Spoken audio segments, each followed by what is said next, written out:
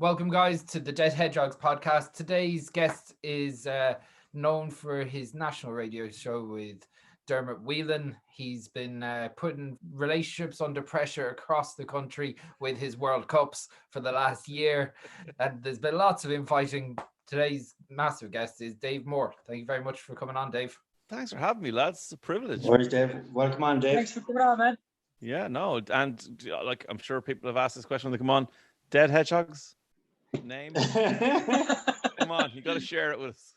I suppose we when we set up $3 Left, we always thought we'd change it down the line, but $3 Left got a little bit big because we wanted to go away a little bit from the Hardy Bucks, the actual name Bucks in it.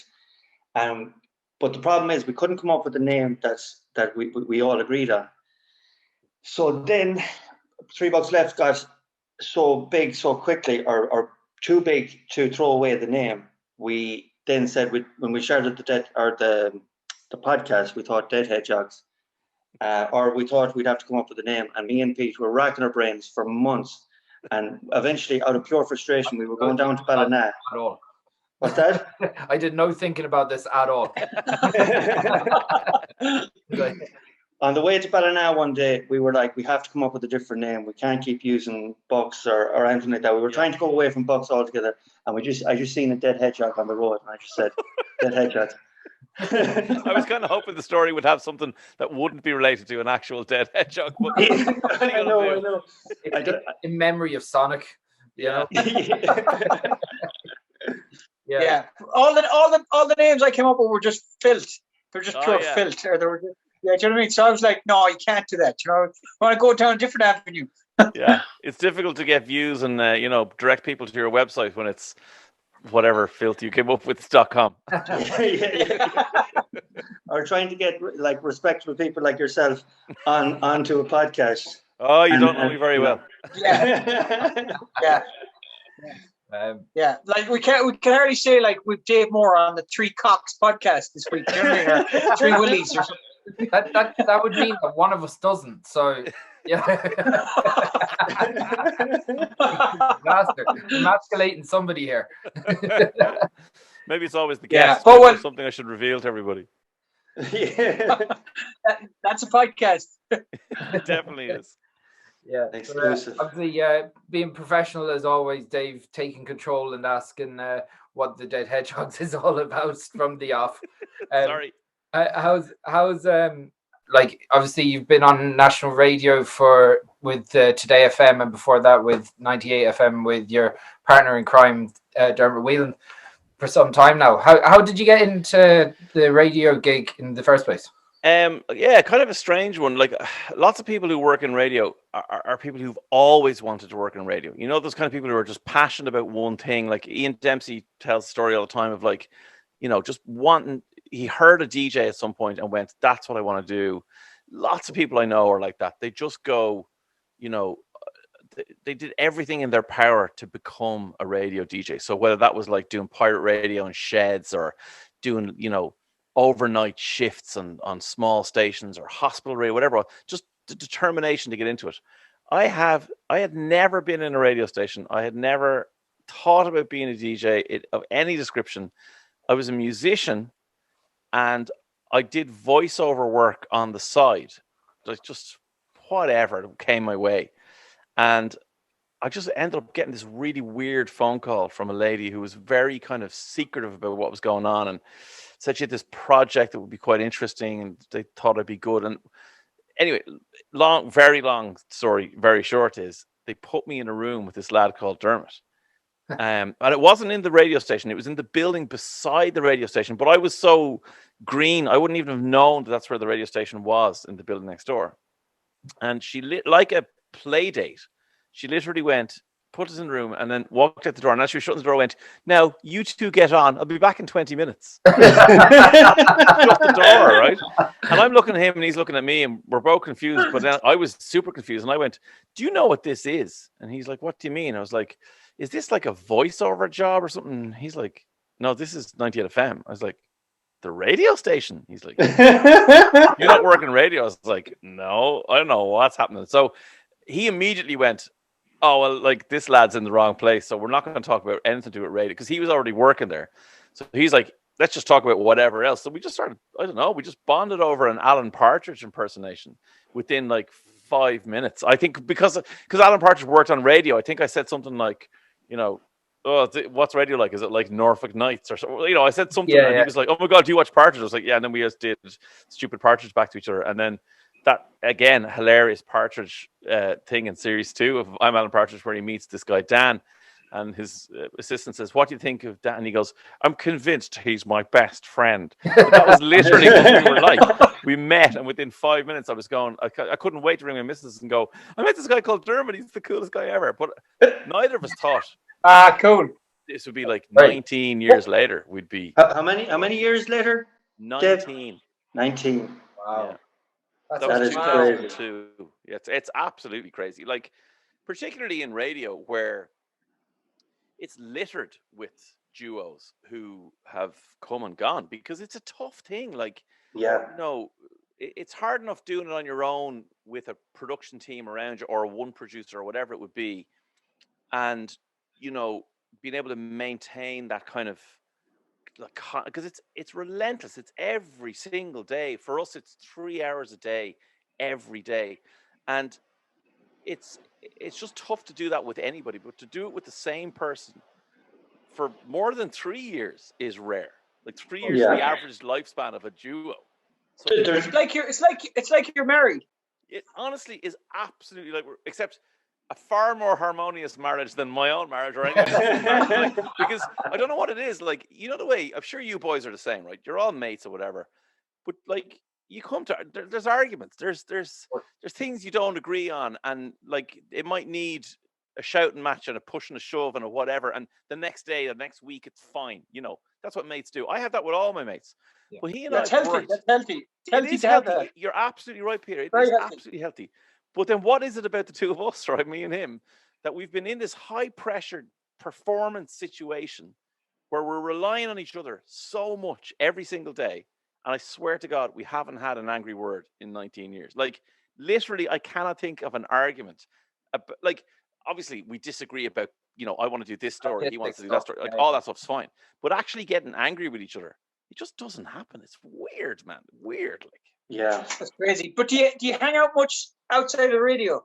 No, and I think that's key. I think that's key, Peter. I think, like, because we do spend so much time together. Like, when you're doing breakfast radio, like, we'd both be in at, you know, 5:15 or something in the morning, and you'd be finished.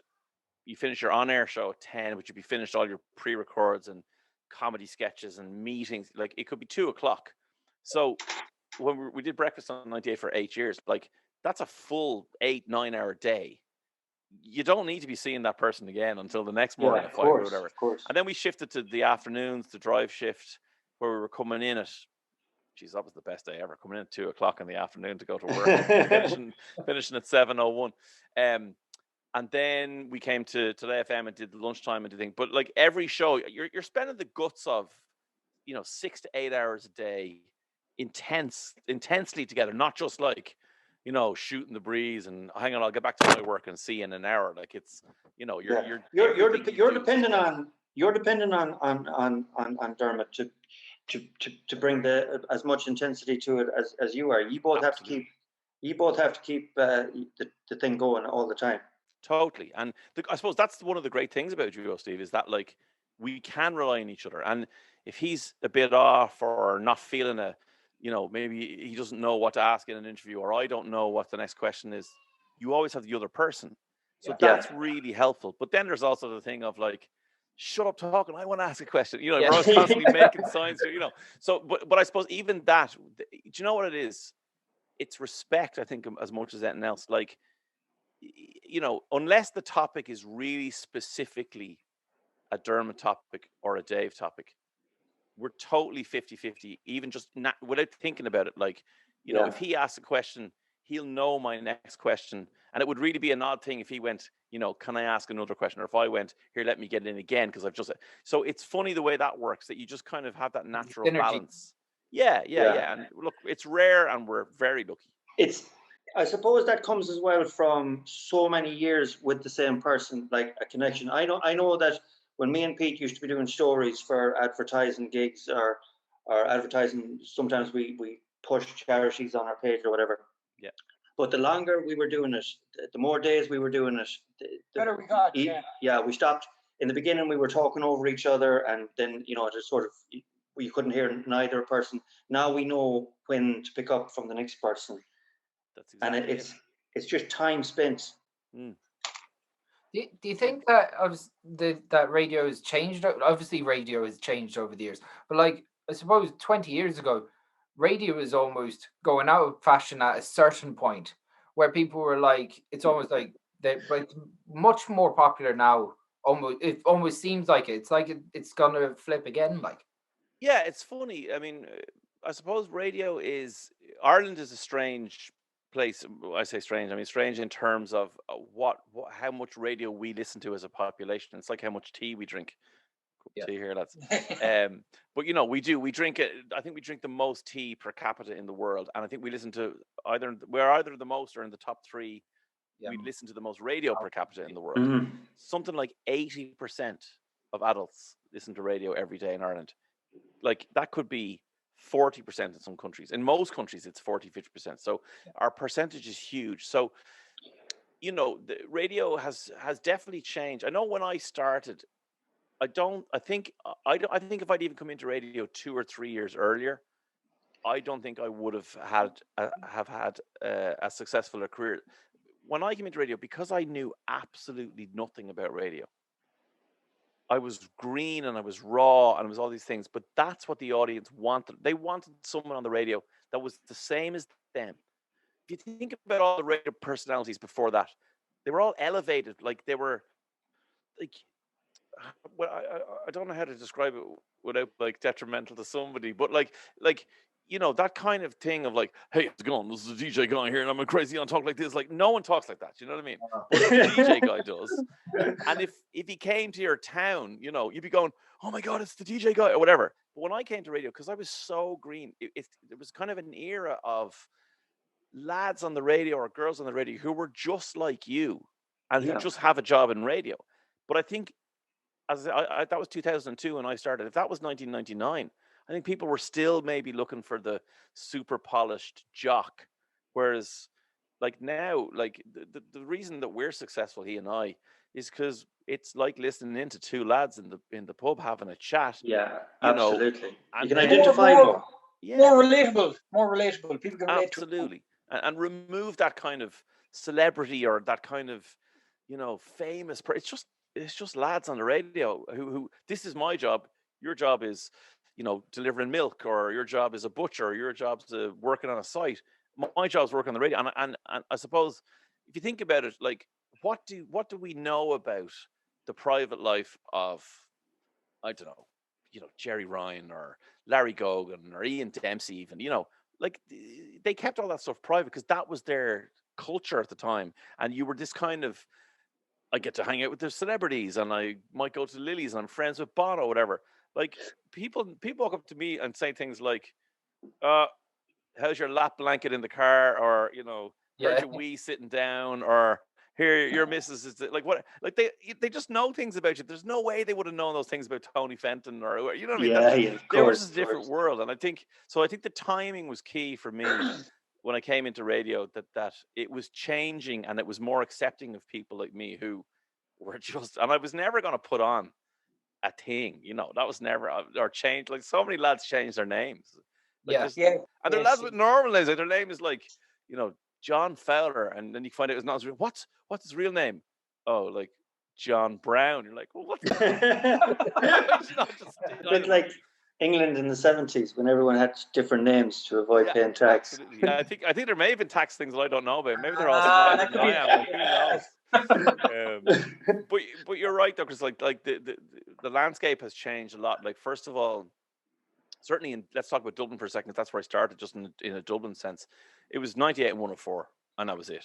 Like all the other stations were small, and they were, they were the 2 big boys. But by the time we left 98, Spin was massive. Nova had come up as a kind of a rock station, and then there was things like Classic Hits, which although it was kind of quasi-national, it also was a Dublin-based station, and Sunshine. So the market has completely changed, and now, you fight for every percentage of market share you can get, and you make people listen for that little bit longer, whatever it is, and it matters so much. And look, lockdown has been tough on everybody, but it's been really good for particularly our show, but also our station. Today FM has really grown listenership in a market that you could and lots of stations have really struggled in.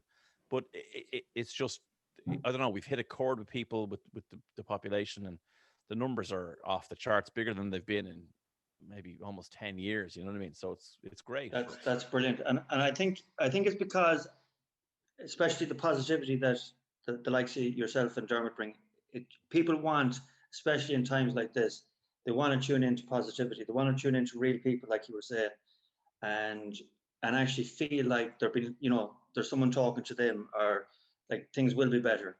Yeah, and I think, like, that's we sat down to start when lockdown became a thing, and it was like, okay, lads, people are going to stop working, people are going to sit at home, the kids are going to be off school. What tone are we going to take? And as a show, we kind of went, like, the tone has to be informed crack. Like, in other words, you're not going to miss anything if you listen. Like, so you can listen to News Talk Radio 1, whatever, and get wall to wall COVID. That's what you want to do. And I'm sure for the first 2 weeks or a month, everybody did that. You know what I mean? They just wanted like 24-hour rolling COVID numbers. But waiting for it to end. When's this going to end? Yeah, exactly. Because that's what we thought it was 2 weeks. Remember? Like, yeah, that was the lockdown. First lockdown was 2 weeks. Yeah. But I think what we said was, look, we have a news team. We get news 9 o'clock, 10 o'clock, 11 o'clock, and all the way through the rest of the day, there's news. And then if something is important, we'll deal with it. So if there's a breaking political story, we have reporters we can call on who know stuff backwards. They're brilliant. Get them on the show. But let's talk about the lad in Moat who was a calf in the back of his car going down to Mass on a Sunday. Because if we don't talk about that, people are going to go mad. Like, knew that, like, it had to be a distraction, but not a kind of a la la la, nothing's happening. Like, everything, the world's falling apart. But it had to be like an informed distraction where you go, now I know what's going on with COVID. Entertain me for 3 hours. Yeah. That was our take on it. That's one of the good things about radio. It is positive, more so than the TV. I find TV is a lot more negative, because maybe TV is cheating in a way because they've got both visual and audio and lights and bells and whistles, whereas the radio just has it's just, you're just listening to it, so you have to be kind of positive, but sometimes they can be too positive and you just kind of want to go, you want to, why are you lying to yourself? but the thing that a radio station has that a TV doesn't have is it lets you build your own imagination too. Absolutely true. Yeah. There's no, we all look. I mean, even though I know exactly what the inside of every radio station in Ireland looks like, I still listen to radio around the country and go, I picked up a picture of what I might have met the person at the Radio Awards, but in my head I have a different picture. You know what I mean? Yeah. That's what he's like, or that's what she's like, that's what that station, like, and absolutely you do that. And I think that's really powerful, Steve. That's a really good point, that, like, it is ultimately just someone talking. I like this podcast. Most people will listen to this in their earphones, going about whatever they're doing. And you are picturing the four of us together, and you're not, it's not just like as a TV is like, where you're looking down the barrel of a camera and you can see everything. You can see all the, the panic and all of the uncomfortableness and all of the laughing. Like, there's a lot to the visual stuff, but I think, there's something about just the voice and talking, and particularly for Irish people, like, we just identify with that so much, It could go back to telling stories around the fireplace as well, just something primal like that, the way Irish people are. Absolutely. I mean, that's the thing about our show. Like, say, like Chris, like you were saying there, like, there are people who are delusionally, happy or positive or whatever. Like, that's the thing with having two people. Like, if I'm Captain Positive anyway, but if I'm being overtly, naive about something, Dermot's there to go, hang on a second, no, you donkey, or vice versa. If he's Yeah. bringing it down into the thing or whatever, I'm going, now, hang on a second. Yes, We can also yes. say, you know, that's a great thing. That balance you can get with a duo is brilliant, you know. Yeah. The other side of it, I think that radio have almost embraced better than TV is that they've embraced social media and YouTube. You look at Talk Sport in the UK, the YouTube is just, it's like watching a podcast, Yeah. you know, and it is engaging, just two lads chatting. There's something about it because you feel like you're there. Yeah. I mean, we get these reports every month because look, we're a business, and you know, like, you know, when we go into the station, we think entertain and crack and, you know, do it right and be professional, but ultimately it's a show. Like you guys know, it's like the red light goes on and you go into show mode, you go to performance mode or whatever. But ultimately we are a business, and we get these reports every month, and they're like, we had this many social media interactions, and you had this many podcast listens, whatever. Like, in terms of all of the brands, I mean, every entertainment outlet you can think of. So not just radio stations, but we get a breakdown of the video content that's gone on every single entertainment outlet in Ireland and how many views they've got. And you would not believe the numbers. Now, I'll quote numbers and someone will tell me I'm wrong because I'm exaggerating or whatever. But I genuinely think, like, in the first quarter, so the first 3 months of this year, there was something like, it was 40 million video views on Today FM. Wow. Yeah. Like, Yeah. come on, like, that's insane, that level It's of crazy. like, so that's things like, you know, like you're saying about, say, the Talk Sport stuff, Chris. It's like Noni doing her whatever comedy sketch she's doing, and that's video. It's the bad jokes things that I do. It's like an interview where we interviewed, for example, I love the sentence, Elon Musk SMA. Like her SMA had a book we interviewed her. But she was an amazing interview, and we got her to record her video on Zoom while we recorded our video on Zoom. You stitch them together and you do a 20-minute interview, but you stitch together 4 minutes and put it up online.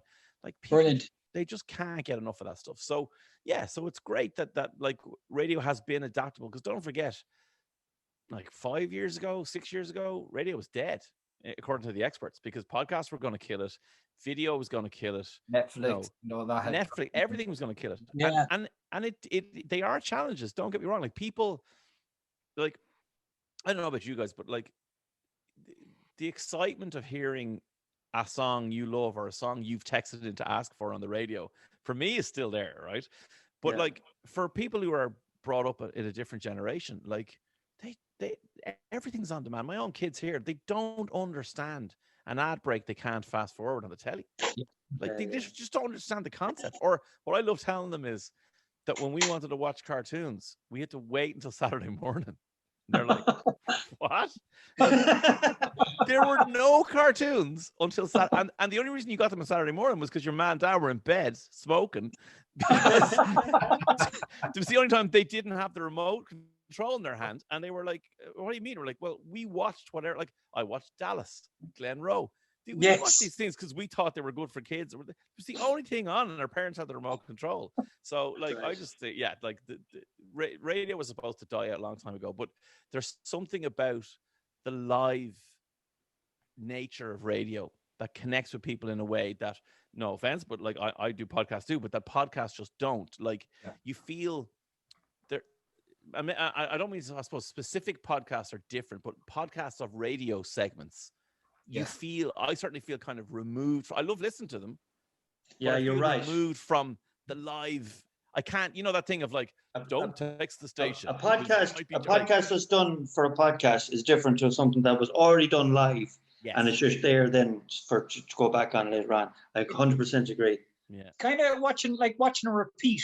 Do you know what I mean? Even though you haven't seen it, it's still a repeat. You still know the result. Yes.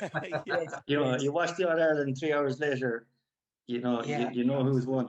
So I suppose it's like, maybe there's a belief that because we constantly give out our text number, because we're interactive, you know, and every station's the same. I don't just mean Today FM. That, like, because the station is always saying, hey, get in touch if you want to, what's your opinion on this piece? When you're listening live, you know, you can, even if you never do it, you know, you have that option of going, you know, screw you, Dave, I disagree, or Yeah, Yeah. what you're saying is absolutely right. Or, oh my God, I also have a funny story about dead hedgehogs or whatever. Whereas when it's a podcast later of something that's just gone, and you can't turn around and go, no, Dave, shut up. It was West Ham in 1982. You don't have that option anymore. Yeah. I remember texting in and winning tickets to Brendan Grace from Midwest when I was about 13. And I was working with my dad. He's a bricklayer, and we were sitting in the van together having lunch. And I don't know why I was just being ballsy and saying, "I'm going to win those tickets," showing off. Like, he said, "I would shut up, will you?" And I texted in and I won, and I just I won the tickets for, and then I wasn't even a fan of Brendan Grace. I had to go to him, and then my dad had to buy a ticket for my brother as well, so he was out of pocket. He didn't even want to go. Worst prize ever. Yeah. Do you know another thing about radio is it's so easy to put on as well, and also you can start your day off. You can be pottering about and have the radio on, or you can be driving, which you can't do. You can't do with the television in the car, Well, you can. Well, you shouldn't. Yeah. Although I've heard reports. But anyway, but also it's the start of some people's day, and it's a habit, and they get used to it, and it's that voice that they're always listening to in the morning, and they get attached to that. And it's like, if that voice changes and it's a different person, people are like, oh yeah, hang on, that doesn't compute. Or people use it sometimes as like a marker, particularly in the morning. You learn this when you're doing breakfast radio. You need to do the same things at the same time every day. And the reason you do that is because people know at 7:20, if Dermot and Dave are doing whatever, the secret sound, and I'm not out of the shower, I'm late. Do you know what I mean? Whatever it is like that. So these little signposts along the way, I think, are really important to people, particularly at that time of the day. And then you're absolutely right. Like the whole thing of the familiarity of the voice is just we know it ourselves. What we've always done is we've always taken our holidays, myself and Dermot, at the same time. And the reason we do that is because if, let's say, we have 5 weeks holidays a year, if you take them at the same time, the show is disrupted for 5 weeks. But if you take them at, alternative times, it's disrupted for 10 weeks. 10 weeks, yeah. But what we've noticed now in the last, certainly since we went to Today FM, and certainly even maybe before that, is, and maybe it's that we're more aware of the fact that people listen passively, is that if you include mentions of the other person and maybe things like a replay of a clip or something, a replay of a bit that the other person was on, 9 times out of 10, people don't know the other person isn't there. Now, we're lucky that we're two blokes. So, it's not as though a guy and a girl, you'd struggle to pretend the girl was there, just the guy. But if you're pottering around the house, like you said, Steve, or if you're clattering around a workshop, or you're sitting in the van, Chris, like you and your dad, whatever, you're not going, is there two lads there, or is there one? You're just going, does that sound like it usually sounds? Yeah, pretty much does. They're playing the song I like. They've done the thing, So I think from that point of view, you can kind of get away a little bit more. And what we do now is we take our holidays as much as we can separately, so that the show sounds like the show. Yes. And maybe it's not quite great without the two of us, but it's still pretty close. Do you know what I mean? Yeah. Then also there's a whole topic about what you talk about when they come back from the holidays. That makes the whole topic as well. That's another great thing about our type of show is, if you can imagine, a current affairs show, any presenter you can think of it as a current affairs show. You can't imagine them going, on the show today, we will talk about the latest COVID numbers, what the INTO unions want to do about teacher strikes, and also, you won't believe the story I have about sangria on my holidays, lads. What's happening here? Whereas Dermot and I can completely do that. We can do an entire hour on we do it all the time. I'm trying to think of one off the top of my head now that we did in the last while. I know. Oh yeah, Dermot. Literally, we nearly did an hour on it last week, where he was hosting a virtual award ceremony for Sky, but he had to go to a TV studio to do it. and it was all COVID and, you know, masks and tests and whatever. But he was in a tuxedo, you know, which he was laughing at himself, going, I haven't worn anything other than a tracksuit in like, you know, a year or whatever. But he was driving home and just absent. You know, when you're in a tuxedo for more than 20 minutes, you just forget you're in a tuxedo. You're just going about your business. So he was driving home 11 o'clock, whatever, and he nipped into a garage somewhere on the N7 or whatever to get a coffee and a protein bar or whatever. And there was a lad ahead of him in the queue who hadn't seen him come in. You know what I mean? He was, you know, talking to the guy, and he turned around as he was walking out and he saw him in a suit, and he just laughed out loud in his face because it was so alien to your man. Someone would be in a tuxedo. Why are you in a tuxedo? But then we got an hour of radio out of that about the times people laughed at you in your face in public, like, and it was just, it's classic stuff. But like, he might as well have been in a chicken outfit, like. Yeah, exactly. It was so weird to see somebody dressed up in a pair of shoes. Like, where are you going? Why are you going? I come too. Yeah, exactly. Did you go out? But that's the thing, I suppose, is that like a show like ours will allow you to do that. You know, you can absolutely talk about the most mundane things in your life because people relate to it. You know what I mean? And that doesn't work as much if you're in a different kind of show where you've got to play 15 songs and all your links are 10 seconds long, you know, or the opposite, you're doing nonstop current affairs. Like our show is such a great balance for things that you can do the serious stuff, you can do the quick stuff, and then you can have a bit of a laugh and do whatever you want. I suppose it's all about energy as well. And even now, I can tell that you give everything loads of positivity and loads of energy. I know that my better half follows you, and she's like, she can't wait to see this when it goes up. And it's just like always positive. How do you keep that positive? What works for you? Yeah, that's actually a really good question. And it's something that I've kind of been asked a few times recently. So I think I've kind of explored it a bit. I think the number one thing for me is I'm lucky. I'm a really naturally positive person. And the kind of, if you were to measure your contentment level, right, in percentages, I'm 80%, like, as a baseline. I'm so lucky, like, and I know how lucky I am, that like that's how, whatever way I'm made up and whatever experiences I've had growing up, my baseline kind of wake up every day is 80%. Now, do I have days where I'm 20%? Of course I do. Do I have days I'm 100%? Absolutely. But that positivity is so natural to me, like, and I think the original recession in 2008 or 2009, whatever. I was on radio at that time, Kate. It was just in Dublin or whatever, but it was one of those things where I realized pretty quickly in that the people were not, times were tough. People were not feeling positive. They were not feeling good. And it wasn't that I wanted to kind of, again, give you that positivity without any basis in reality. It wasn't mindless positivity. But I realized the power of what we had as a show, that we could entertain and make people have fun. Kind of lift them a bit, like. Yeah, just by listening to us without being a prescriptive kind of, hey, tune in and we'll make your mood better. No, just tune in and see, like, we'll have a laugh together, you know.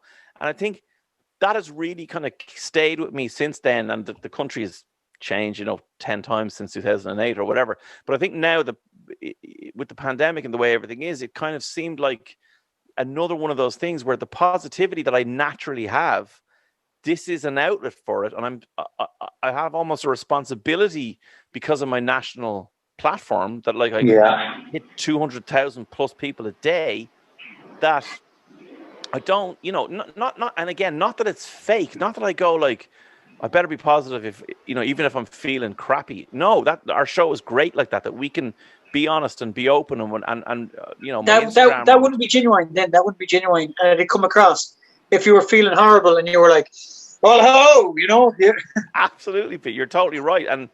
And I suppose the thing about it as well is that, like, if you want people to buy into you and your show and what you do, and whether that's like, and I mean, I'm pretty honest that on my social media as well, that like they're all a reflection of me. Yes, I suppose it's a performance version of me, but like it's 95% the real me. I'm not going to go out and go, oh, my dog just puked in my kitchen and one of my kids shat on the floor up in their bed, whatever. Like, people don't want to hear all that all the time. But I do also bring that kind of some reality of them do, man. Some of them do. Listen, and mine are guilty of that, definitely. But I suppose it's that word you use. It's that kind of authenticity or whatever. That, like, I can be the most positive guy, but I can also be down, and I can also, be honest about that. But I think I'm just lucky that I am that natural. I naturally have that kind of good level of happiness. Not happiness is strong, but like that level of contentment with my lot. I'm not driven. That's a great way to be, Dave. Yeah, I'm so lucky, Steve. I really am. Yeah. If you look at that consistent positivity, it's also when you were given that opportunity to sit in a room with Dermot, you dived into it. It's, you had a laugh and you came away going, he's my best friend. And you're coming away with that. So, and that doesn't happen if you're not positive, because if most people would freak out and go, what, this is 98 FM. What do we do? Yeah. It's funny. Yeah. There were a lot of things around that time that were kind of pushing me towards a change and I don't know, some kind of a more like, so I went to college and as every radio DJ did, studied business and Russian, standard. So I did that for 4 years, came out of that and then studied jazz for a year. Again, totally standard, normal practice. But my missus, she was an actress and she's on telly and whatever. But then we were boyfriend girlfriend at the time, and then she wanted to go to LA and pursue acting, kind of give it like, if you're going to do it was basically her attitude. And because she was kind of falling out of love with it after it was maybe 10 years doing it. And so she was like, either I'm gonna give this everything and make it in Hollywood, or I'm just gonna call it quits and do something else. And I was like, fine. At this point I was a music producer and a songwriter, so I basically worked with a laptop and a keyboard, even though it was 2002 and it wasn't 2021 when things are much easier. But it was a version of that, small. Didn't have too much to bring with me. So went to LA, lived there for a while. It was great. She ended up not loving it, and so she went, you know what, I'm going to go home. And we were going home on the plane, and I probably should have realized this before we were actually sitting on the plane, but it was the first time I had lived with her. And then I was realizing as I was going home that I was getting off the plane and going to my parents' house, and she was getting off the plane and going to her parents' house. We weren't living together anymore. And I was like, no, that's not what I want to do. So I was kind of, in my head, I was going, right, well, I better make a change to my work so that I can get because the thing about working for yourself is you can get loads of money in February and not get paid again until May. Yeah. It's hard to pay rent when you're doing that. Even though the money in February might be amazing, but then you've got amazing money. So you go, well, I need that new guitar, and I might buy myself a secondhand car because I'll get one of the jobs next week. That's human nature. It is. Yeah. And then you don't get that next job, and you don't get the next one, and then it's like, what am I going to do? So I suppose I just kind of went in my head, do you know what? I want to just do music, but I want to do it in a way that I get paid regularly. I didn't know what that was. But then by the time the radio thing came knocking, I had almost just about found a way to do it. And then radio came and went, here, do you want a salary? And I was like, I'll take that for 6 months. And that was the contract I signed, was for 6 months. Yeah. Here I am 19 years later. Like, Brilliant. And that was your attitude that brought that about. I always think if you throw positivity out into the world, and a good attitude, it'll always come back to you. It'll find its way back to you. Yeah. And there's so many people that would have had your talent for what you do. And we have a mate of ours, and I'm not going to mention his name, but he's probably one of the most talented men that we've ever met. But he just is lost with that attitude. If he could hone in and have a reason for working. Consistent grafting. Yeah, just grafting. Yeah, and I can tell that you're a grafter because I've been following you myself. He grafts in a burst. He'll do a massive amount of work. Yes. Fucking dedicate everything to it. And then he'll be like, geez, I'm knackered. burnout. Or nearly be patting himself in the back, and I don't have to do anything now for another 6 months. Why is this not a success yet? Immediately. Yeah. I know. Yeah, no, you're right. There, I suppose there is that thing of like putting out that kind of positivity, but also openness to things. Like, you know, I'd worked hard for 5 years to become where I was in my career as a musician, and when the radio thing came along, like, I was effectively saying, well, I'm going to pause that now. And it's like if you're not in the game and if you're not available, they just move on to the next guy. And he mightn't be as good as you are, but in 2 jobs' time, he will be. And that was a risk. So when I said yes to the first contract, even though that, you know, their attitude was, hey, look, you're 6 to 10, you'll be home by 11 back in your studio. Like, you're home at 3 o'clock and you're absolutely exhausted because you got up at 4:30 in the morning. Like, you know, creativity is at an all-time low. But I suppose it was one of those things where I just made that call, was open to taking that risk and going, look, for 6 months, I'll give it a bash. And then I can make up the 6 months with hard work in 6 months' time. If I get passed over for a few jobs or whatever. I never went back to it. I still do stuff. It's funny, like there's a new show coming out on Netflix, and I did a piece of music for it only a month ago. And brilliant. It's funny, you just kind of these things, people think of you. And they get an email going, are you still doing that? And my answer is always, absolutely, even though I haven't done it, you know, whatever it is. And this one was a big kind of 50s Hollywood kind of orchestra and piano. And I am so out of practice of that. Like, but in fairness to the guy, he the reason he thought of me is because that's what I used to be able to basically do a version of any type of music you could think of. So if somebody said, I need a heavy metal version of Elvis or a dance version of Aaron Levine, I was the man. I would be able to turn anything into anything. And he emailed me literally with that in the body of the email was, can you turn this rock song into a La La Land style 50s big orchestra thing? And I was just like, yeah, absolutely. No clue whatsoever, even what the La La Land sounded like. But look, I turned it around in a few days, and it was brilliant, and it worked out really well. But it's that thing of like, you do have that, you know, that open. If you just say yeah to stuff, you know. Yeah, I have that attitude, much to the detriment sometimes. But I have this thing that everything is yes, I'll do that, yeah. And I'm sure the lads would be cheering at me. And I'm like, we have to do this video, that video. We should do a charity video. We should do a birthday shout out. And it's like, I just cannot say no. But yeah, but you say that with directions as well. You say that when you're in one side of the country and you're like, when will you be back, Steve? 10 minutes, and you're in Dublin. You have to go to Cork. That doesn't work. That's not positivity. That's just bad geography. That's right. Yeah. Like some of the things I've agreed to is like impossible to do. Yeah. I'm actually I can't get out of my head a Slayer version of Suspicious Mind or something like that. It would actually be brilliant. I think I might actually have that on a hard drive somewhere. Like, that'd be cool. That would be cool. Yeah.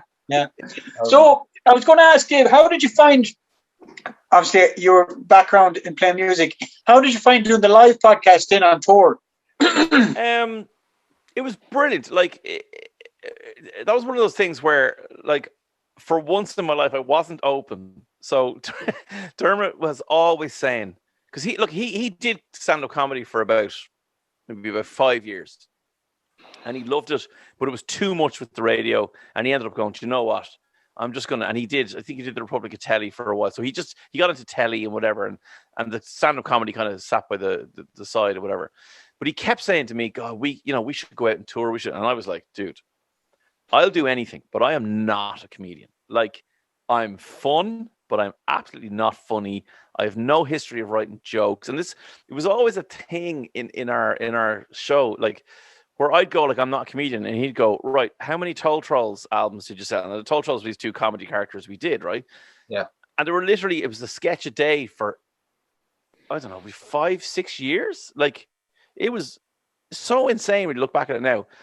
And I have on my, like, I wanted to be a musician from when I was 12. All I wanted was to go into a shop and see my record on the shelves and have a platinum disc on the wall, right? dreams. But I have that now. I sold 40,000 copies of the first Toll Trolls album. It's double platinum, and I have them. I've platinum of the second album, gold of the third album, whatever it is. And I'm sitting there going like, and he's saying to me, "You are a comedian. You just don't stand up with a microphone in front of people in the international bar in Dublin and go, hey, what's to do with airline food or whatever?" So So he was always saying, and I was like, no, look, I'm not doing that. I'm not comfortable. I just don't trust myself to have jokes and be whatever. So one day we were sitting, it was lunchtime. Yeah, it was lunchtime on Today FM. So it was pre-show. I was eating porridge or something. And he went, we're doing a show in Cork in September. And I thought he meant like, we're going down with the station, we're doing an outside broadcast and whatever. And I'm like, yeah, cool, back to eating the porridge. And then he's like, no, we're doing a show. And I was like, oh, right, are we getting up on stage and hosting something going, ladies and gentlemen, it's the comedians or it's the music or whatever? And he's like, no, you and I are doing a show in the Cork Comedy Festival. And I was like, no, we're not. And he's like, yeah, we are. I just and I was like, no, dude. Like for honestly about 2 days, I was constantly saying to him, I can't get up on stage and do jokes. He's like, okay, think about it. We're not going to get up on stage and do an hour and a half of handover stand-up. It's not going to be that. It's going to be bits and stuff from the show, and you'll be you. You'll be the version of you on the show. You'll be that, but on stage. So I eventually came around to the idea, and then we started writing the show. And once we started writing it, I just knew. I was like, I'm perfectly comfortable with this, because it's not me pretending to be a stand-up comedian, which I just couldn't. I just wouldn't have been happy doing it, and I couldn't have done it. It's me being the Dave on the show, and Dermot will take care of, if there is stand-up bits, he'll take care of that. But then all the other bits are combinations of the skills that we bring. And Pete, the music was part of that. Like, so I was able to get up on stage with, like, have 5 guitars on stage and a keyboard and microphones and do a comedy song or a fun song or whatever. But it was like, it was living that dream, it was absolutely living that dream. And it was amazing to see, like, I don't mean success in terms of numbers. The numbers were great and all that, but I just mean in terms of people coming out and having an amazing time for 2 hours. Yeah. You guys must know that feeling. Like, it's about energy again. If you bring that energy and make the audience feel that energy, like Pete does a brilliant, like, he brings everything energy on stage, and he goes through the crowd and everything like that. And you can feel the energy building up when he does it in the crowd. And even if your jokes aren't like bangers, what are you saying? What are you saying about my jokes? I was on about every comedian or every entertainer. No, of course, entertaining. Or you have an upside or whatever. Yeah. No, absolutely. Look, that's what it is to me. And like, look, I'm so lucky. I do these bad jokes on the show, so people came along and they wanted to hear me do. So me standing up doing bad jokes comedy, like, I'm great with that. Like, that's as long as I can read them off a card and they're terrible. Brilliant. The music as well. The music creates an atmosphere as well. I find when doing gigs, we come out to different songs and stuff, but we're trying to add more music into our act. But that must be brilliant, because it creates a buzz. It creates a life and soul of it. Yeah, and I mean, look, we were so lucky. We were able to add, bright lights and smoke machines and all this kind of crack. Now, we used it in a kind of a fun way as well, where you'd kind of, like, ultimately it was just a smoke machine. So we kind of go like, geez, lads, we're not the big boys in town. We've got one smoke machine off the side. Like Johnny come over and press the button, Yeah. But like, but it was just that thing of like, it brought, as you said, it brought that energy up again in a different way. So you come out on stage, we blow them away with a song to start. Like, that was the first thing: joke, song, fun. Then a bit of kind of traditional stand-up of like, who are you? Where are you from? What's going on? Anyone in from, all the usual stuff you do. But then you're working, pre-written material into that kind of natural stuff. And then you're off, right, let's get on with the show. I know it was like for us, it was like a cabaret. Like, we were able to do, costume changes and, different parts, like totally different bits on the show. And that was just, I was so proud of that, because to be able to transfer the personality of the show, but turn it into this kind of manic live comedy version of the show. Yeah, I love that. That's exactly what we try and bring to our show as well, live show. And I love that whole, that it could be, it's just about entertaining. Absolutely. That's the word. That's the myself word. and Owen Colgan and Martin Maloney went on had a mad night out with Dermot in Bray one night. And you're all talking about bringing energy to the stage. This was one night that energy was extensively lacking for the. It was like the lads will tell you, it was a thundering disaster. So like there was a Hardy Bucks gig the night before in UCD, and the IFTAs were on. So wow. But like there was like as usual, we just kind of wandered into the IFTAs, and myself and Collie got turned away, and Martin just sauntered straight in the most confident way, hanging out with the big knobs and stuff like that, right? The night after, Collie was shook, Martin was shook. Martin, he had a couple of pints before the gig, thinking that'll bring a bit of energy to it. Did the opposite, fucked him. So Collie went up on stage. Dermot was on with Steve Frost and the improv guys, yeah. So you're talking about brilliant improv comedians, and Dermot is class in there as well. He's so good. Improv, he's unreal, yeah. So Adam Burke, I have to really apologize to Adam, because the lads turned up in shocking state also. Turned up, and Collie went up first, because Martin was like, just let me get out of the way, and Collie was like, no, you made an agreement, I'm going up first. And he went he didn't really going through the hires. Were they going through the hires? The two of them were shook so bad. I wasn't great myself, but like the lads were really shook. But so I felt really sorry for him. But anyway, Collie went up on stage anyway. He burnt through his material in 5 minutes. He was 15. It was all wank jokes to a bunch of 50-year-old women. And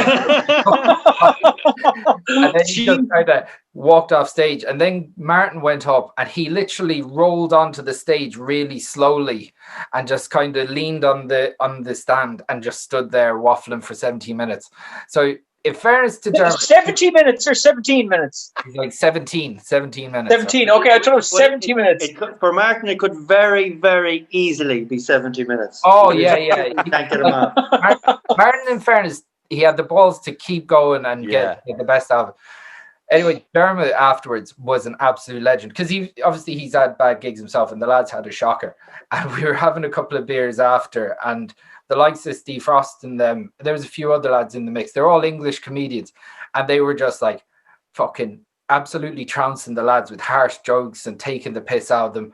And it was just afterwards, if Dermot wasn't there, the lads would have been going home crying. Yeah. It was almost like the Irish lad in the corner going, you're all right, don't worry about it, it's grand. And we had mighty crack with Dermot. He's an absolute legend, like. He is. Yeah, absolutely. And well, look, as you said, used to good gigs and bad gigs, so he can identify, and Jesus knows we have you any bad gig story?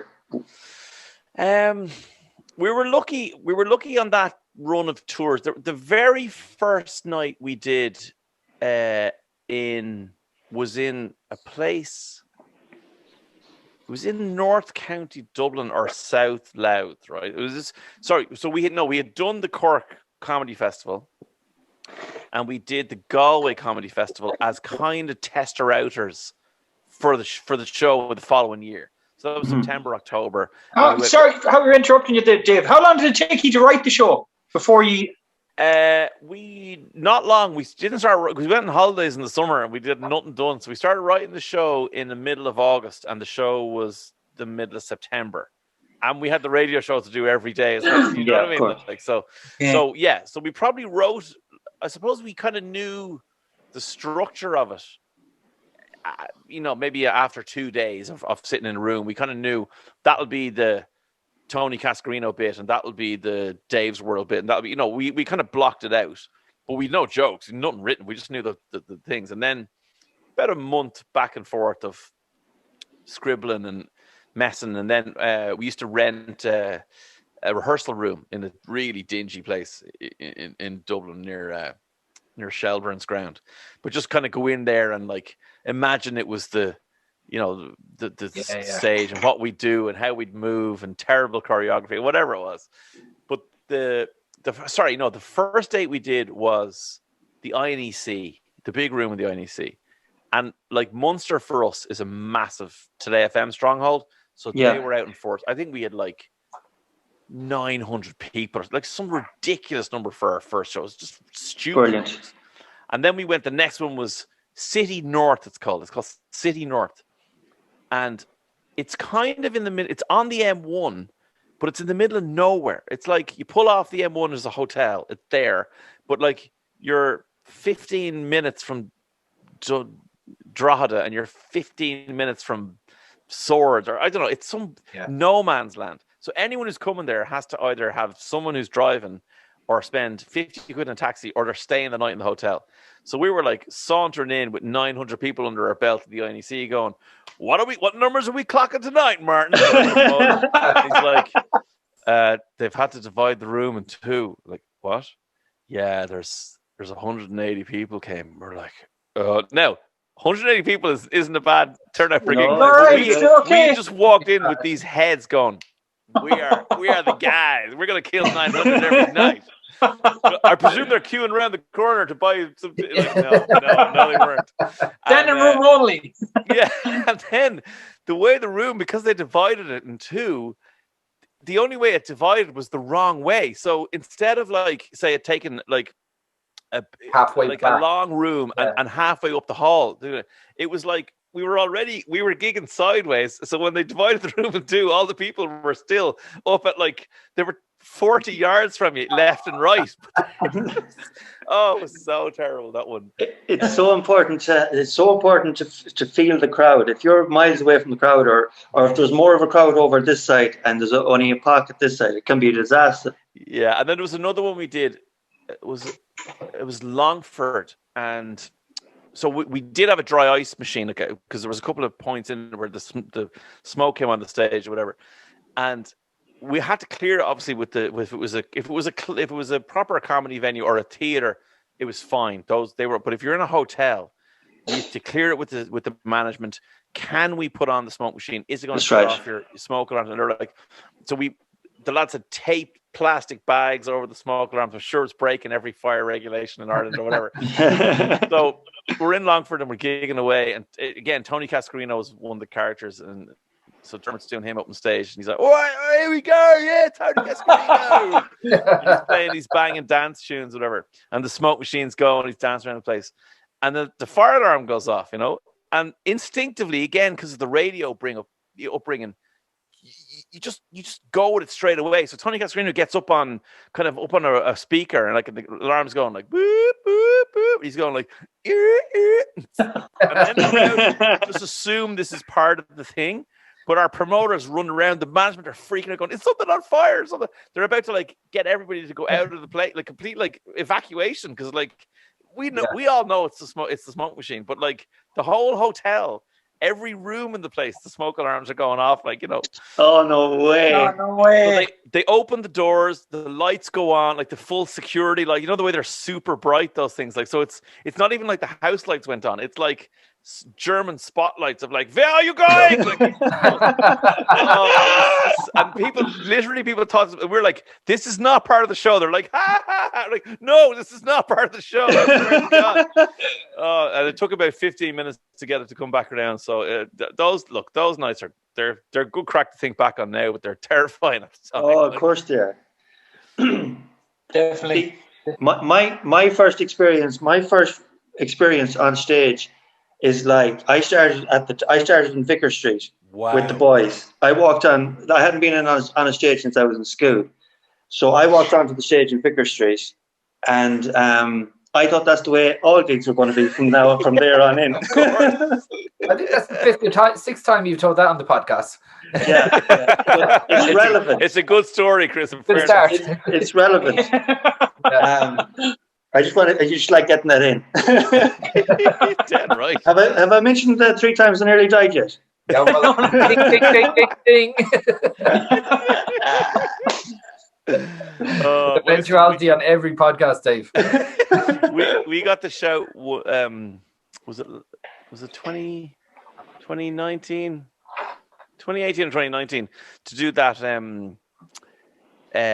Green Nose Day comedy, the St. Patrick's Day comedy night in the 3 Arena.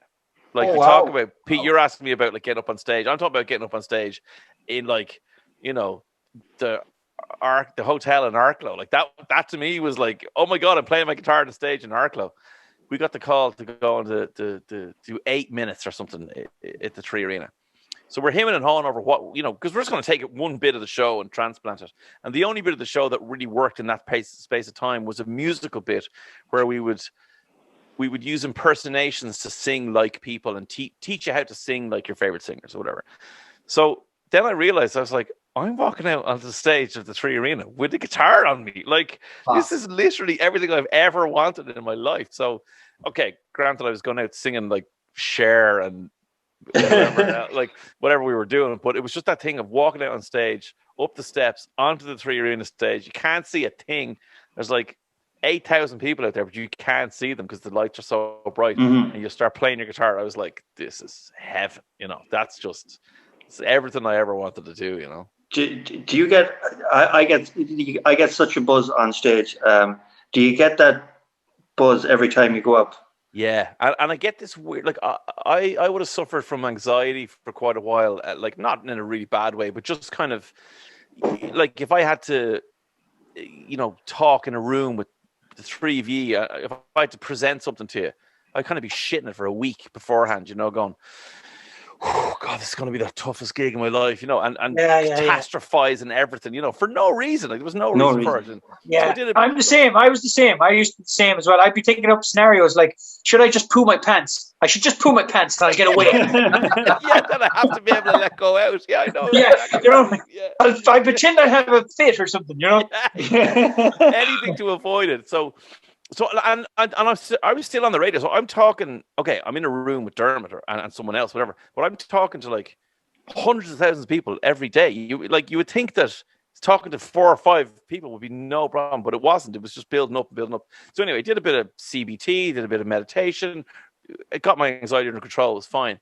But I found, Steve, when I'm going on stage, I turn into this kind of weird Zen version of me that I'm never like. I'm always kind of active and whatever. But like before a show, I'm like, yeah, everything's gonna be cool. No man, come on, like because he's obviously done. He's like, you want a Red Bull? Do you want to? And I'm like, no. Hilarious tonight. He's like, you sure you're not gonna fall asleep on me? I'm like, everything will be fine. And then I get on stage, it's like, yeah, but I don't know what it is. That kind of 20 minutes before the show, I'm just kind of chilled. And maybe it's just my body prepping itself for the adrenaline of the next 2 hours or something. But it just it could be like you could be subconsciously saving yourself for that. And remember as well, I always think, you know, Pete asked me why don't I be nervous before I go on stage, whatever. And I always think, we've all done so much in life. We've, like I said, been on Vicar Street. I have 4 kids. We ran from Dublin to Mayo. We ran the Mayo coach, but that was only recently. But, you know, there's so much that you've done in life. All of them won't be taken away, even if you do have a bad gig. Yeah, absolutely. Like, I'm going to still wake up in the morning. You are, Pete is, Chris is. We're all going to wake up in the morning. And if it went bad, it'll be forgotten about by 12 o'clock today. Yeah, and you just got to get on with it. Just do it. Love that attitude. And I think that's one of the things that's gotten me through a lot is that thing of like, this will be over soon. And I don't mean that in a terrible way, like, God, get me. But like, if it isn't going well, or it is a bad gig, or it is a bad radio show, like, or like, you've another one. I have another one tomorrow, or I've another link in 3.5 minutes when the song is over where I can do a good bit. You know, that kind of, you get that opportunity all the time to just go again, and that's powerful. You know, like it's almost like playing football when you get your first touch. You want your first touch of the ball first, and just get grounded. When you get your first joke, you're okay. Yeah. Or it's like a fight. You get a good punch in, maybe. That's it. No, Pete, you're right though, because like the football analogy is brilliant because like, you could play a really wild pass or a cross that goes terribly wrong or something. But like, if you're a good player and you ask for the ball again, you get a chance again in 2 minutes to try and do it better. Like, that kind of, it's not like, you got that one shot. Like, it's relentless. You just keep going and keep going. And I think that's a really kind of comforting place to be able to go to go, well, like, if this bit doesn't go well, there's another bit in a minute that I know is killer, or whatever it is. Like, so I think what happens to a lot of people is if the first thing doesn't land or the second thing doesn't land, the confidence goes down. Yeah. And it's kind of like you start to sink and you're like, oh, well, I won't get it. I won't get the ball back. Yeah. You know what I mean? And you can see that footballers, and you can see that comedians and presenters and everybody, musicians as well. Totally. And I wonder if my, again, like the radio, like never been in radio before. I kind of went to the big show, and radio was my first thing. Like, I never did gigs. I never did stand-up gig. I never went pub to pub or venue to venue or whatever and did small crowds and tested out material. Like, I went to the INEC. Like, that was my, that was my first gig or whatever, my third gig, or you know what I mean? But like, on the first tour, like, it was the INEC. It was 2 nights in Vicar Street. It was like, it was mental stuff. Whereas, so things like, I know Dermot would talk about, like, if there was one person in the crowd who wasn't laughing, he'd kind of be like, oh, I've got to make that guy laugh. Or, oh, do you remember that bit in the bit where the thing, and I said the thing, and Really one of the women went, oh, like, Yes, we've done it as well, yeah. I see. But I never got that. I would just go, like, if 99 people are laughing and one guy sitting there, I'm with the 99. I'm going, yeah, of course. yeah. Like, because I never had that other experience of trying something out, working hard, doing those kind of grafting gigs. Like, I just went straight to that stupid level, and it was amazing, like, so I suppose I was kind of insulated from that. And that just allowed me to certainly just go out and enjoy it. Like, yeah, exactly. I was just about to say that if you're enjoying it, that's 75% of the battle. Yeah, and I think particularly when it's a show like a radio show like ours transplanted onto the stage, people they're so there with you. Like, they're so, like, yes, they want to be entertained. Yes, they expect a good quality show and all that kind of stuff, and all those standards are there. But they're also like, this is the lad off the radio that I listen to all the time. Like, there's a kinship. There's kind of a kinship there. Yeah, and we played on that a lot. So, like, Dermot would slag me, and I would slag, like, so if something fell in its face like it would do on the radio, that would be hilarious. Like, it'd be hilarious if Dave told a joke that didn't work, because Dermot would go, ha ha ha, it's your joke, and people would be like, embrace it, yeah. Totally. Like, so we were so lucky from that point of view that it wasn't a lad standing on stage with a microphone going, please laugh at this joke, because if you don't laugh at this one, the next two are gone. We just didn't have that kind of, that dilemma, that danger, that pressure of each joke has to be hitting the money is one of the most difficult things. It's crippling, like, probably is the most difficult thing. Yeah. You also had you're looking forward to the actual show. You had the show, then after that segment of the song and dance, you actually had the show where you could sit down and the audience got a chance to breathe as well, and then listen to the show. The radio show. Yeah, well, you were doing the radio show kind of live on. It was never a radio show. So what we would do, okay, like, literally, it was a straight 2-hour comedy show. Like, it was. Okay. Yeah, there was no podcasty kind of radio bit. Okay, I thought it was. Probably where the confusion is that what we'd often do is we would do a radio show the morning of. Okay. So if we went to Galway to do the Comedy Carnival, we would do a show on the Thursday and a show on the Friday, then do the comedy show on the Friday and the Saturday. Do you know what I mean? So we do the radio show on the Thursday, Friday morning, do the comedy show on the Friday, Saturday night. But the comedy shows were completely different, full on. Wow.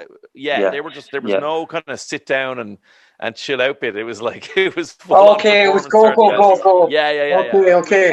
That's a relentless schedule, though. You must be wrecked. The radio in the morning, fucking couple hours later, you're on in the INEC. Yeah, it was not radio in the morning again. Yeah, and that was the hardest. They were the hardest ones. Was when you had a Thursday morning show, radio show, wherever you were, a Thursday night gig, a Friday night show, Friday morning show, wherever you are, then sometimes a drive to the next venue, and then a show that night. Then maybe you lie in the Saturday morning, and then you're back on Saturday night. So there was a point where we went radio show on the Wednesday. Radio show on the Wednesday, drive to, I don't know, Mayo. Radio show on the Thursday morning in Mayo, show in Castlebar maybe on the Thursday night. Then whatever way our promoter done it was some stupid thing like Carlo the next day. Yeah. Again, drove to Carlo. Did the Friday, and then it was like Limerick for Saturday, and I think it was a bank holiday, Saturday night and Sunday night in UL. And I remember just like on the Tuesday morning, being back in work on the Tuesday morning in the studio on Today FM going, I can't do this anymore. Like I can't. And I know on the first tour, we did a terrible thing where we thought to save ourselves, we'd spread it out loads and do like, you know what, we'll just do the Friday night that night and we'll have a weekend off. And then ended up being nearly 2.5 months on the road to do like, 12 gigs or 40 or whatever it was. I don't know. And then in the second tour, it was like jam them all together for as quickly as possible and get knackered for like 6 weeks and then go home. Do you know what I mean? Yeah. You have to get the fine balance to get everything right. Totally. Like, Yeah. If you go back to music, you've got a very eclectic type music taste, as in like you clearly love some modern pop, but you're obviously into some thrash metal like myself and other bits and pieces.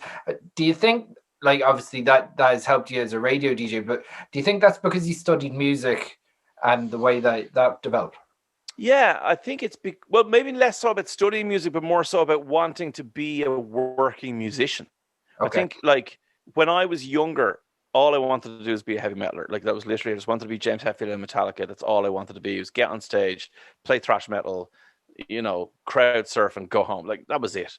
And then as that started to become more and more of a reality, like because I was in quite successful bands when I was in college and stuff, I realized I didn't really love stage. I didn't really love the performance because in one of the bands we won some Battle of the Bands and the prize was to go record. And I went to the studio and recorded music, and I was like, "Oh my god, this is it!" Like, forget trying to have a good sound through a shitty PA in the Temple Bar Music Center or Eamon Doran's, whatever. I was like, no, in studio, able to re-record stuff until it's perfect, effects on vocals, like all these things, like harmonies. I was like, oh my god, this is what I want to do. So by the time I kind of finished normal college and I wanted to study music, I was like, well, I want to study something that's going to help me become more useful in the world of music as a business. Like, and if I just stick to heavy metal, I'm going to get the heavy metal gigs. Maybe I'll be the best heavy metal guy. Yeah. But like, how many, ad jingles are going to be thrash metal, or how many, soundtracks to movies are going to want like, a 7-string and drop A? It's like, it just wasn't realistic. So I suppose what I did then was because I studied jazz, it wasn't that I was all of a sudden going to become the jazz guy, but it opened my mind up to lots of different types of music. And I was already loving, pop music and whatever, but it was just to figure out how then that was made and how much work went into a pop song versus actually a metal song that had virtuosity in it, but it was like 2 takes. If you were good enough, the metal song was done. Yeah. Whereas the pop song was like, I remember I learned about, there's a guy called Max Martin, who's the producer of everything, Backstreet Boys, NSYNC, Britney, and then everything since. He's like, I think he's the only person who's written more #1 hits than Max Martin is Paul McCartney. Like it's insane. Wow. But I remember learning about him and about how he recorded vocals and for the Backstreet Boys. And I was like sitting in my studio and I had like, a 16-track, or actually it was an 8-track digital that could bounce into another 8-track. So it was 16 virtual tracks. And he recorded 50 vocal tracks of the Brian, who's the lead singer, or the kind of chorus singer in Backstreet Boys. 50 tracks on the left and 50 tracks on the right for the chorus of every song. And I remember reading that in Sound on Sound magazine in 1998 and going, oh my God, like the amount of work that goes into something that we think is throwaway bubblegum pop is so much more than Fleming Rasmussen put into like Ride the Lightning or whatever, you know, back in the So I was like, okay, so my respect for that music went up. And then what I realized was it didn't matter to me what the musical style was. It was working in music was the dream, was the goal, was the aim. And if that meant I had to learn how to do, you know, a jazz piece, an Elvis piece, a metal piece, a rap piece, or whatever it was, I just wanted to do that and that was how I kind of made a name for myself, was I could turn my hand to anything. So there were guys who were going, he is the absolute best. If you want a rock, you know, recording, there's a guy, John, over there in Dunleary, and he's the best guy. And if you want, you know, an incredible orchestral piece, you know, with violas and cellos, you go to Michael in Westport, and that was fine. I was like, lads, I'm not the best at anything, but I'm good at everything. So then agencies and big companies start going, well, hang on, your man who did the Kylie Minogue sounded like, could he do the theme tune to a TV3 documentary about Ireland playing the Hungarians? Yes, he could. Someone will say that, and then you go, can you do it? And you go, yeah. You don't know. You know. So you were constantly busy with work because you were so adaptable. That's it, yeah. And that's where, like what Chris is talking about, like, you know, metalers tend to love metal. They love genres. They love boxes and stepping into boxes. And there's so many of them in metal. It's probably the most genreified, if that's a word, you know, music in the world. But what I just loved was being able to take, you know, the skill sets you learned from technical thrash metal and applying that to, you know, bubblegum pop for, you know, some girl band in Wicklow or something. You know what I mean? Yeah. What you got? Your man Max Martin is that Swedish lad, isn't he? Yeah, absolutely. I remember watching a documentary about their manager, NSYNC's manager and Backstreet Boys manager, Lou Pearlman. Yeah. He stole all their money for years. He sure did. What did he do? He took all their money, did he? He did, yeah. Oh yeah, for years. He went nasty piece of work. Oh, he was terrible. Like he had all the top boy bands in America. They were all under one label. He rinsed them for millions. Oh yeah. Wow. It's a dog eat dog industry. Totally. It really is. Yeah. You can understand that happening back in the 60s where people weren't that kind of up to speed, but I didn't think it was still happening back then. Backstreet Boys is it's what? Late 90s. How many years ago? Late 90s. Well, I suppose it was that thing of, I think bands that came out of that kind of that age, who when they signed, they were so young. Like, they signed because they were like, what an opportunity. You're going to be in Lou Pearlman's new band. Like, he's brought you, you know, New Kids or Backstreet or NSYNC. So you go, like, sign everything. The name. Yeah, and they just, like, they got, as Chris said, they got absolutely rinsed, like, you know. And look, no one feels sorry for them. They're still multimillionaires. They're fine. Yes. Yeah, of course. But it was mad stuff. And I think, funny enough, I think often that if I had been born and Max Martin had been born maybe 15 years later with the internet, like, I would have pursued Max Martin. He was such a hero to me that I would have done anything to work with him. And in fact, there's a guy called Dr. Luke, who's another huge producer, and he produced everything for Katy Perry and Kesha. Actually, there's really dodgy stuff by him and Kesha. If you ever want to have a bit of crack and read that, it's nasty stuff. But he turned out not to be a very nice guy. But he actually did what I would have done. He, same thing, idolized Max Martin, and he basically worked out, you know, where Max Martin was going to be in the world on a thing, and he would go and sit in a restaurant and hope he'd come in, and I basically pestered him until Max Martin gave him a job. But it was 1999. The internet wasn't even a thing. You couldn't just go on and find Max Martin's Twitter handle and DM him 50 times, or go on TikTok and duet with him and go, hey, you know, it was just, there was nothing, you know, and kind of showing that element of shadiness already. Yeah, exactly.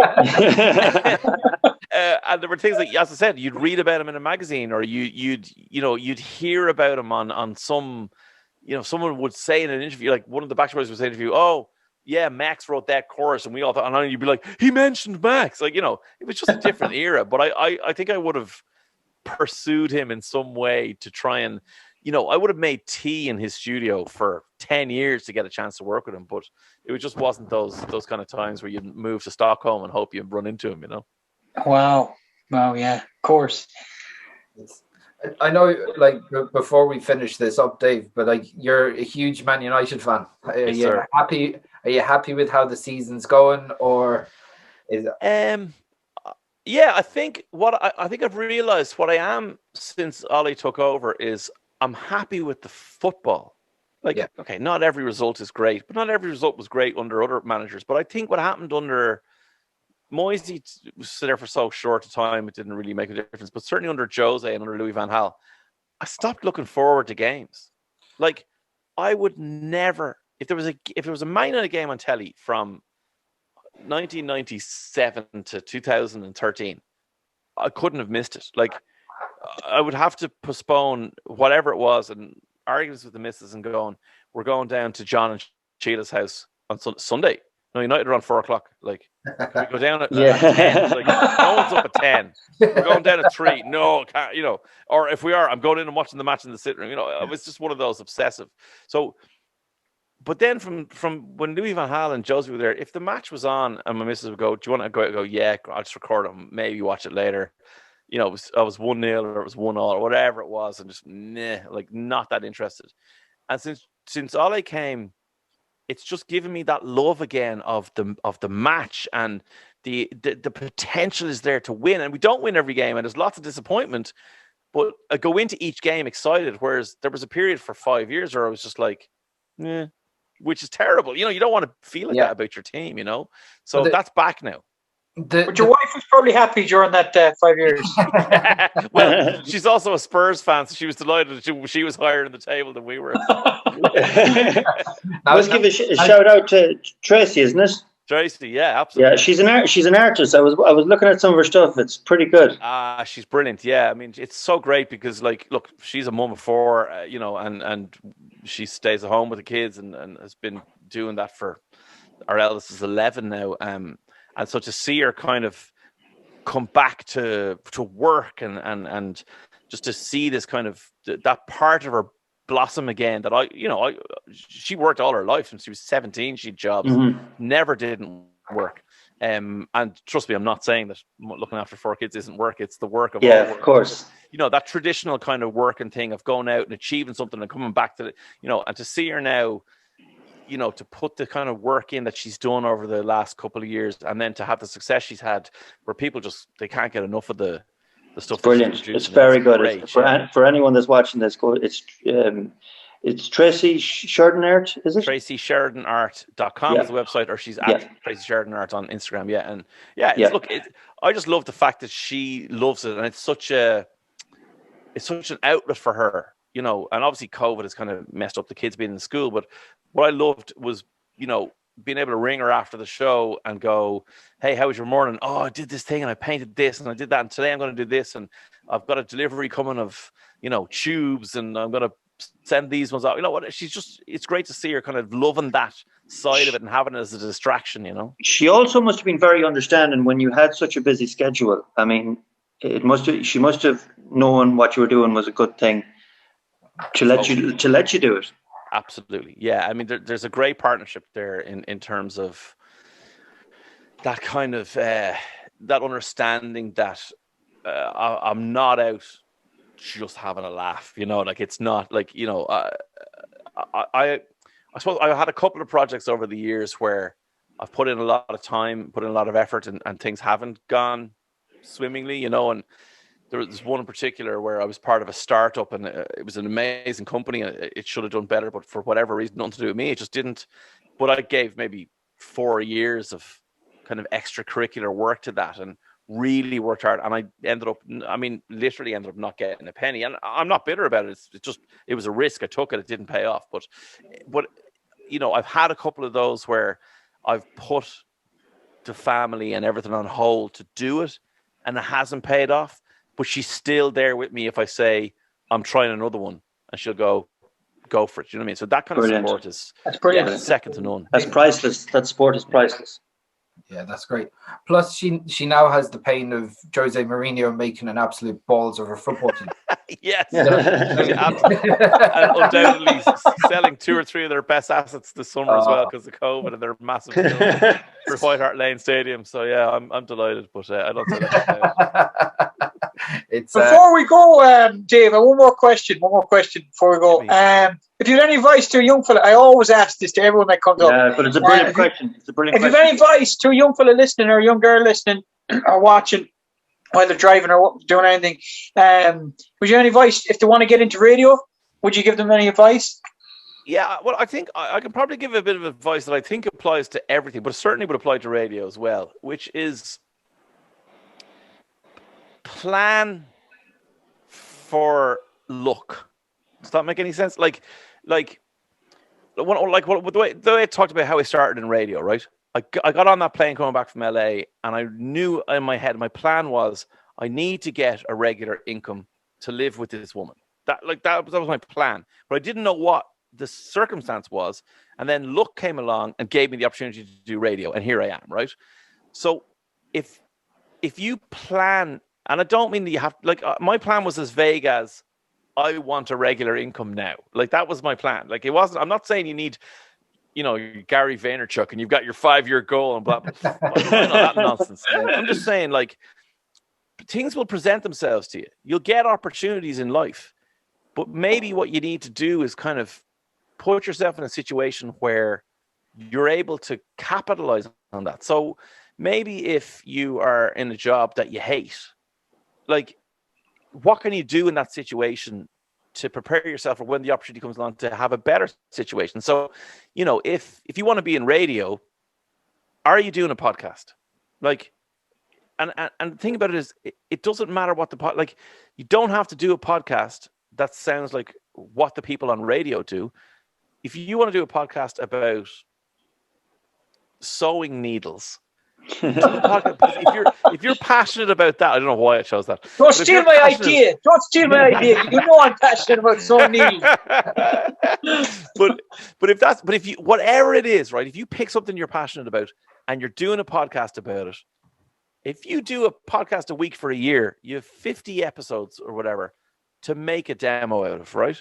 Now, if you want to work in radio, you've got to have a good demo to prove to a station manager that you can do. Now, is he going to hire you because you're passionate about sewing needles? No. But if he hears the passion, he might hire you. He go, that young fella is a maniac because he likes sewing needles. But geez, when he really talks about them and he loves them, I can hear something there. And that would be great if he was talking about music or sport or something that our listeners want to consume. So I suppose what I'm kind of saying is, like, if you're not ready to take the opportunity when it presents itself to you, whatever field you're in, like whether it's, hurling or casket making, who knows? Like, if you kind of get yourself in a situation where you're primed and open and ready and prepared to take a risk and see how something goes, I think that can really help anybody in the long run. Like, not just for radio, but for radio, the podcast seems like the obvious one. But if you pick a different industry, if you want to work in sales, can you, and you're stuck working in accounts, is there some kind of sales on the side job you can do? Is there something, can you help someone else out? And spend, yes, you're going to sacrifice your free time, but, get a bit of experience doing the thing you want to do while you're doing the thing maybe you don't want to do, but you have to do for money or circumstance or whatever it is. So that attitude of, like, chipping away and being ready. And then when the opportunity presents itself, you can go for it, put the foot to the floor, That's brilliant. Brilliant. Be good. Brilliant. One more question, Dave. One more question. Go on, Pete. If you didn't go into the room with Dermot, where would you be now? Oh, man. That sounds very bad, by the way, but obviously people have heard before that. Yeah. Go back and listen to part 1, or this is going to be really weird.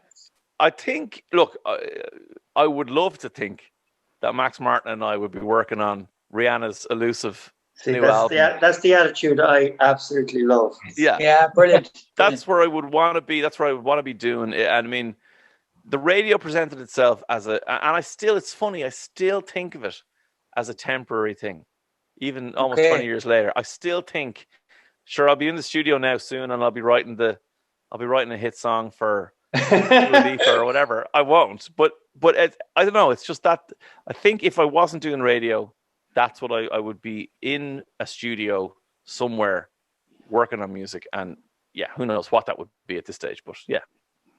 Excellent. Brilliant.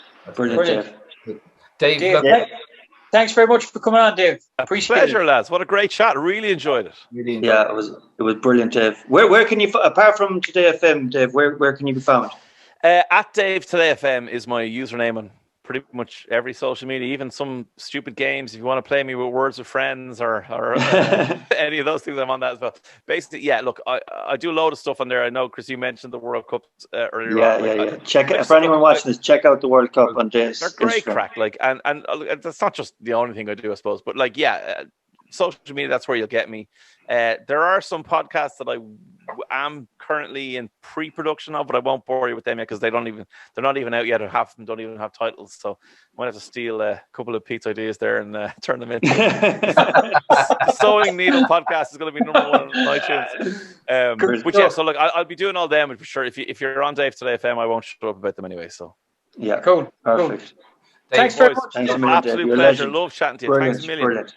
Guys, thank you so much. Obviously, big thanks to Dave Moore here. And if you can, like, subscribe, hit the notification bell, and become a patron. It's only a couple of quid a month, and it keeps Pete and Jocks. That's all that matters. Thanks a lot, guys. Take care.